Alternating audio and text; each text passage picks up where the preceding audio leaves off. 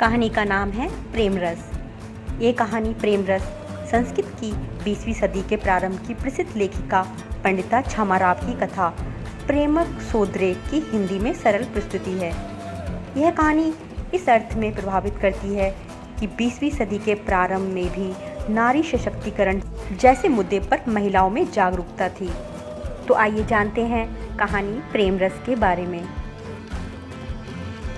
कश्मीर में पानपुर नाम का एक गांव था। यहाँ एक बुजुर्ग किसान नूरा और उसकी पत्नी फरीदा रहते थे। वे एक टूटी फूटी झोपड़ी में सुख से दिन गुजार रहे थे। एक दिन की बात है, बर्फीले तूफान और कड़कड़ाती ठंड के कारण गांव के सारे लोग अपने अपने घरों में दुबके हुए थे। ऐसे में किसी ने नूरा की झोपड़ी का दरवाज़ा थपथपाया। ऐसे तूफान में हमारे दरवाजे पर कौन हो सकता है? नूरा ने आशंकित होकर कहा। किसी तरह वह उठा और दरवाजे की दरार से झांक कर देखा। बाहर बर्फीले तूफान से जूझती हुई एक उगती कांपती हुई खड़ी थी। उसके कपड़े और बालों पर बर्फ जम गई थी। क्या बात है, कौन है? फरीदा से रहा नहीं गया। वह भी नूरा के पीछे पीछे उठकर आ गई। जैसे ही उसने युवती को देखा तो उसने झोपड़ी का दरवाज़ा जरा सा खोला और उसे हाथ से पकड़कर अंदर खींच लिया। वह ठंड के कारण नीली पड़ गई थी। उसकी आवाज़ भी नहीं निकल रही थी। फरीदा ने अपना कंबल उसके बदन पर कसकर लपेट दिया। फिर दूध गर्म करके उसे देते हुए बोली, बेटी पहले यह तुम दूध पी लो। आग तापने और गर्म दूध पीने के बाद उसे थोड़ी गर्माहट आई। फरीदा ने बड़े प्यार से उसे सहलाते हुए पूछा, बेटी तुम कौन हो? ऐसे बर्फीले तूफान में तुम कहाँ से आ रही हो? उसे हिचकिचाते देख नूरा ने कहा, बेटी इसे अपना ही घर समझो। यहाँ तुम पूरी तरह सुरक्षित हो। वृद्ध दंपति का दुलार पाकर उसके आंसू बह निकले। रोते हुए उसने बताया, मेरा नाम हमीदा है। मुझे कोई संतान नहीं है। इस कारण मेरा पति मुझसे मारपीट करता है। उठते बैठते मुझे बांझ होने के ताने देता रहता है। तंग आकर मैंने घर छोड़ दिया, पर अब मैं कहाँ जाऊँ? यह कहकर मैं फूट फूट कर रोने लगी। नूरा और फरीदा को कोई संतान नहीं थी। उन्होंने हमीदा से कहा, बेटी चिंता न करो, इसे अपना ही घर समझो। हमारी भी यदि कोई बेटी होती तो आज तुम्हारे बराबर ही होती। हमीदा ने कहा, बाबा मैं आपका कैसे शुक्रिया अदा करूं? मैं आपकी बेटी बनकर रहूंगी। मैं आप पर बोझ नहीं बनूंगी। हमीदा ने जल्दी ही घर के और खेतीबाड़ी के कामों को संभाल लिया और उनका हाथ बटाने लगी। अभी कुछ ही दिन बीते थे कि हमीदा को मालूम पड़ा कि पति का घर छोड़ते समय वह गर्भवती थी। पर अब वह अपने पति के घर नहीं जाना चाहती थी। वह अपने पति के दुर्व्यवहार को चाहकर भी भूल नहीं पा रही थी। नूरा और फरीदा उसका बहुत ख्याल रखते थे। हमीदा के आने से तो उनकी वीरान जिंदगी में बाहर आ गई थी। समय आने पर हमीदा ने सुंदर सी बेटी को जन्म दिया। पर बेटी के जन्म के 12वें दिन अचानक हमीदा की तबीयत बिगड़ गई। नूरा और फरीदा ने उसकी देखभाल में कोई कसर नहीं छोड़ी, पर हमीदा की हालत बिगड़ती ही चली गई। उसे लग रहा था कि अब उसका आखिरी समय आ गया है। अपनी चांद सी बेटी को प्यार से निहारते हुए उसने उसे फरीदा की गोद में सौंपकर कहा, अम्मा मैंने आपको और बाबा को अपने सगे माता पिता की तरह माना है। मैं अपने कलेजे का टुकड़ा आपको सौंप कर जा रही हूँ। मुझे मालूम है आप इसे अपनी जान से बढ़कर संभालेंगे, पर इस बात का ध्यान रखना हो सकता है कि इसके पिता मुझे ढूंढते हुए कभी भूले भटके यहाँ आ जाएं। उसे मेरे बारे में मत बताना और ना ही ये बच्ची उसे देना। इतना कहकर हमीदा ने हमेशा के लिए आंखें मूंद ली। हमीदा की मौत से नूरा और फरीदा टूट से गए। 12 दिन की मासूम बच्ची अपनी माँ की मौत से बेखबर फरीदा के सीने से चिपकी हुई थी। नूरा और फरीदा उसे हमीदा की अमानत समझकर बड़े लाड प्यार से पालने लगे। का नाम अस्मा रखा। इस तरह कई साल बीत गए। अस्मा युवावस्था में कदम रख रही थी। वह अपनी माँ की तरह ही घर के खेती बाड़ों की कामों में अम्मा और बाबा की बहुत मदद करती थी। एक दिन अस्मा ने रोज की तरह कहा, बाबा मैं खेत पर जा रही हूँ। नूरा ने कहा, पर बेटी आज तुम्हें जाने में देर हो गई है, थोड़ी ही देर में शाम हो जाएगी, अंधेरा घिर जाएगा, ऐसे में तुम्हारा खेत पर रुकना ठीक नहीं रहेगा।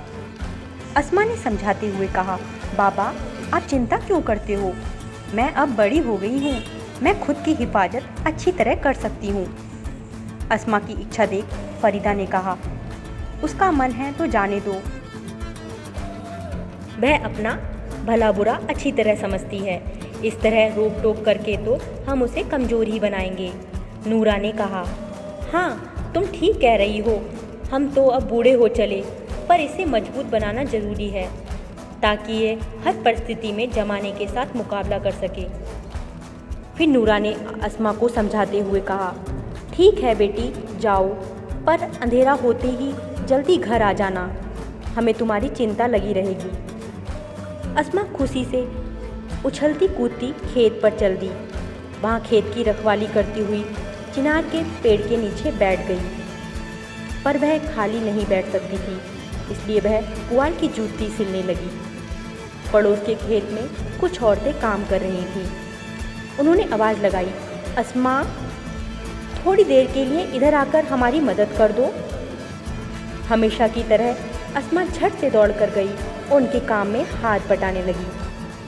उन औरतों का काम निबट गया तो वे सब सिर पर गट्ठर उठाकर घर जाने लगी। उन्होंने कहा, अस्मा अब तुम भी घर चले जाओ, आप लोग चलो, मैं भी अपना काम ख़त्म करके आती हूँ।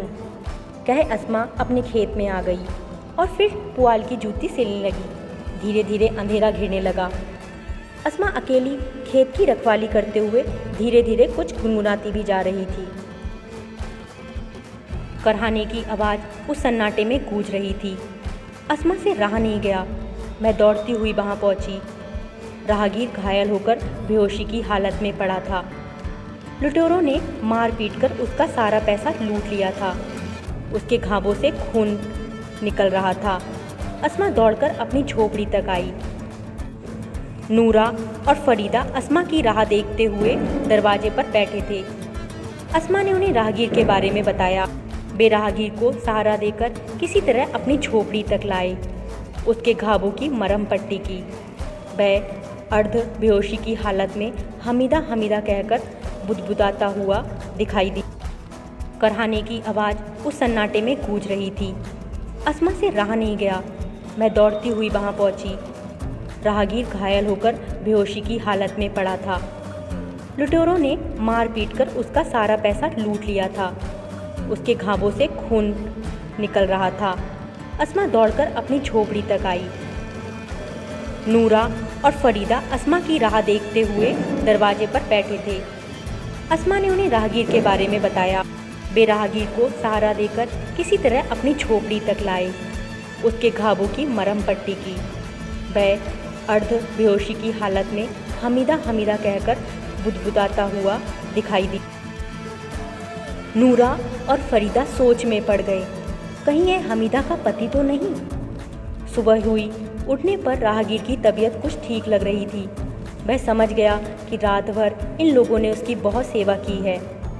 अस्मा तो अभी भी दौड़ दौड़ कर उसकी सेवा कर रही थी, उसके लिए दूध और नाश्ता तैयार कर रही थी। अस्मा की मीठी आवाज़ और चेहरे को देखकर उसे हमीदा की याद आ रही थी। फरीदा से रहा नहीं गया। उसने अजनबी से पूछा, क्यों बेटा, कल रात तुम बेहोशी की हालत में हमीदा हमीदा कहकर पुकार रहे थे, ये हमीदा कौन है? तुम कौन हो? कहाँ से आए हो? राहगीर ने दुखी मन से कहा, मेरा नाम गुकलू है।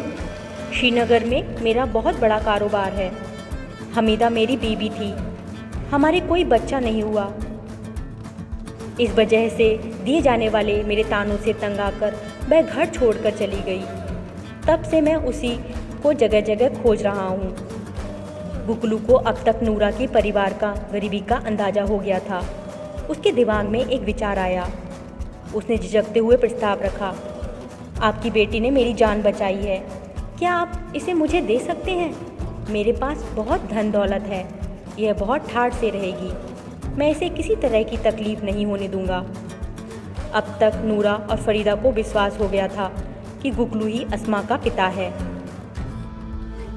तो गुगलू अस्मा को बेटी के रूप में मांग रहा था। नूरा और फरीदा सोच में पड़ गए। अगर अस्मा हमारे पास रहेगी तो इसी तरह गरीबी में ही जिएगी, पर यदि यह इसके पिता के साथ चली जाएगी तो सुख से रहेगी, इसका जीवन संवर जाएगा। अस्मा के भावी जीवन के सुखों को छीनने का हमें कोई हक नहीं है। बेहतर यही होगा कि हम अस्मा को इस बारे में निर्णय लेने दें। यह सोचकर उन्होंने अस्मा से कहा, बेटी, तुमने इस अजनबी की जान बचाई है। यह अजनबी तुमसे बहुत खुश है। यह तुम्हें बेटी बनाकर अपने साथ ले जाना चाहता है। इसके यहाँ तुम्हें किसी प्रकार की कोई कमी नहीं होगी। यह तुम्हारी शादी भी अच्छी जगह करा देगा और अपनी सारी जायदाद तुम्हारे और तुम्हारे होने वाले पति के नाम करा देगा। हम दोनों तो बूढ़े हो गए हैं, हमारे पास तुम्हारी गरीबी के सिवा और कुछ नहीं है। तुमने यहाँ क्या देखा है? सिर्फ गरीबी ही तो देखी है। हम चाहते हैं तुम अपने बेहतर भविष्य के लिए खुशी खुशी इनके साथ चली जाओ। अस्मा ने शांतिपूर्वक सारी बात सुनकर अपना निर्णय सुनाने में देर नहीं की। मैं आप दोनों को छोड़कर कहीं नहीं जाऊंगी। मुझे धन दौलत जमीन जायदाद का कोई लालच नहीं है। जो सुख मुझे इस झोपड़ी में मिल रहा है वह किसी महल में नहीं मिल सकता। अस्मा की आंखें डबडबा गईं और वह फरीदा से लिपट गई। नहीं नहीं, मैं आपको छोड़कर कहीं नहीं जाऊंगी। अपने जीवन से संबंधित इतना बड़ा निर्णय लेकर अस्मा बहुत खुश थी। अस्मा का स्वाभिमान देखकर गुगलू चकित था। वह भरे मन से सबसे विदा लेकर लौट गया।